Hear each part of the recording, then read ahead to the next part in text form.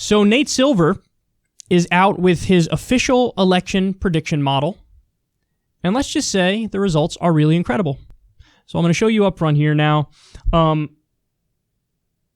It's a 71% chance that Joe Biden wins. 71%. Now, I don't know if that makes you feel comfortable, uncomfortable, or whatever, but just understand that I went back and took a look at what his model predicted on election day, the morning in 2016. And it was literally 71% chance that Hillary Clinton was going to win.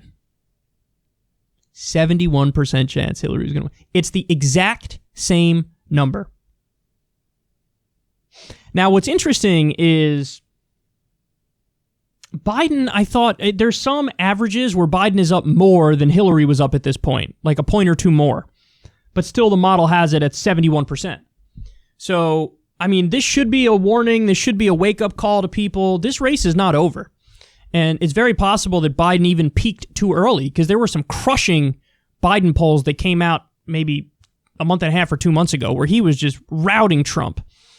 And listen, as a Bernie supporter, I know a thing or two about peaking too early, because I saw Bernie do exactly that. So is it possible Biden's peaking too early? Yes, it absolutely is. Also, I do have to say that I see no signs of life from Trump. His strategy sucks. He's doubling down and tripling down on his shitty strategy. And also the material conditions for people out there in the country are steadily deteriorating. So that should, in theory, go against Trump. But you never know, because Democrats are just the best at snatching defeat from the jaws of victory. If anybody can mess it up, it's the Democrats. I mean, he already started messing it up. He picked Kamala Harris as VP. And on top of that, he does a gaffe every other day. He can barely speak. So this is still a wide open race, man. And the fact that it's the exact same number really says something. Now, I can hear already some objections out there talking about, oh my God, well, these guys were wrong. Why do we even care what they say this time around? Except Nate Silver actually was the least wrong of all the pollsters. Like, there was a HuffPost thing that had Trump at like 98% to lose. He was the most cautious, Nate Silver. He had it at 71% on election day.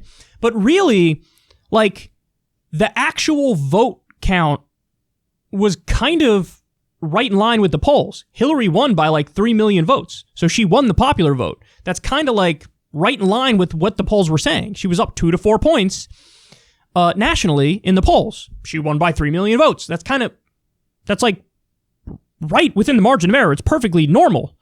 But the problem was, of course, that Trump had his support dispersed throughout the country in the right way to win. Like, he had the Rust Belt support. He was hammering away in the Rust Belt leading up to the election. So, like, the polls weren't that off is my point. So if the polls are not that off this time, we still got a race on our hands, son. We still got a race on our hands. So nobody get too comfortable.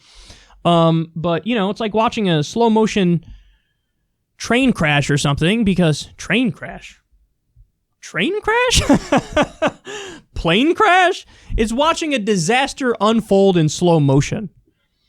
Because honestly, no matter what happens, it's going to feel like a disaster. If it's Trump and Pence again, oh my God, there's a disaster. But if it's Biden and Kamala, you know, I certainly will not be having the reaction that many partisan hacks have, where they're like, yes, we can go to brunch now. Yes, wonderful, glorious.